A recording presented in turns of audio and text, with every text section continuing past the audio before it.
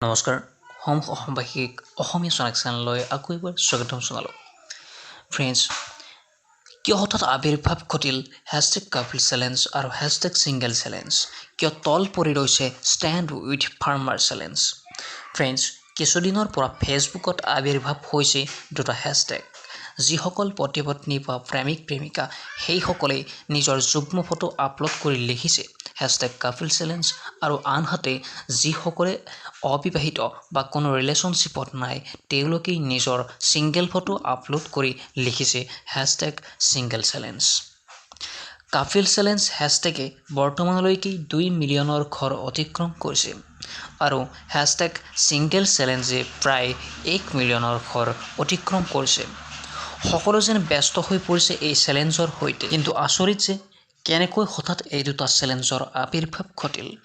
আটাইতকৈ গুৰুত্বপূৰ্ণ কথাটো হৈছে ৰাজ্যসভাত বিৰোধীৰ প্ৰতিবাদক অংগুষ্ঠ প্ৰদৰ্শন কৰি কৃষককেন্দ্ৰিক 3খনকৈ বিল গৃহীত হ'ল।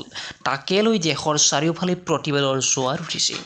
ইয়াক কেন্দ্ৰ কৰি আকালি দলে বিজেপিৰ সৈতে মিত্ৰতা ভংগ কৰাৰ লগতে খাদ্য সংশোধন দপ্তৰৰ মন্ত্ৰী হৰচিমৰত কৌৰ বাদলে পদত্যাগ কৰিছে। ইয়াৰ মাজতে ফেচবুক আৰু টুইটাৰত কৃষকৰ সমৰ্থনত সৃষ্টি হৈছে ষ্টেণ্ড উইথ ফাৰ্মাৰ চেলেঞ্জ। কিন্তু এই হেছটেগে ট্ৰেণ্ডত একেবাৰেই নাই। হেছটেগ কাপিল চেলেঞ্জ আৰু হেছটেগ ছিংগল চেলেঞ্জৰ তুলনাত ষ্টেণ্ড উইথ ফাৰ্মাৰ চেলেঞ্জৰ জনপ্ৰিয়তা একেবাৰেই শূন্য। কিয়? ইয়াক লৈ সচেতন মহলৰ চৰ্চা আৰম্ভ হৈছে। বহুতেই নিজৰ মত ব্যক্ত কৰাৰ লগতে দেশৰ কৃষকৰ জীৱন জীৱিকাৰ সৈতে জড়িত এটা গুৰুত্বপূৰ্ণ বিষয় তল পেলাবলৈ ৰচনা কৰা এক ষড়যন্ত্ৰ বুলি উল্লেখ কৰিছে। এতিয়া সময় হৈছে কৃষকৰ সৈতে থিয় হোৱাৰ।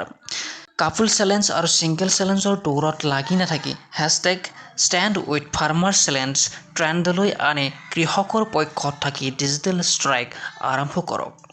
আজিলৈ আহিছোঁ। ধন্যবাদ। জয় অসম।